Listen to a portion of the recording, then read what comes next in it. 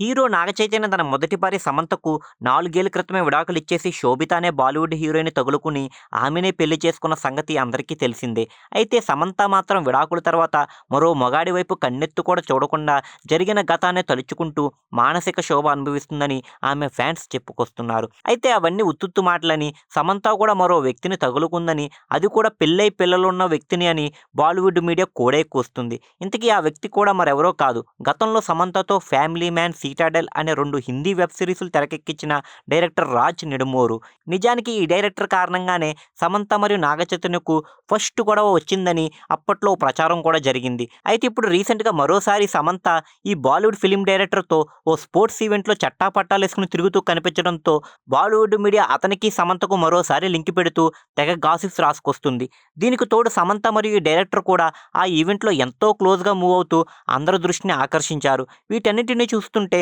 ఆ పెళ్లయిపోయిన డైరెక్టర్ రేపో మాపో తన భార్యకు విడాకులిచ్చేసి సమంతను పెళ్లి చేసుకునేలాగానే కనిపిస్తున్నాడు. అయితే వీరి రిలేషన్‌షిప్‌పై సమంత అభిమానులు మాత్రం చాలా గుర్రుమని ఉన్నారు. ఎందుకంటే దేవకన్య లాంటి తమ సమంతకు ఆ ముసలోడితో కనెక్షన్ ఏంటని వారి వాదన.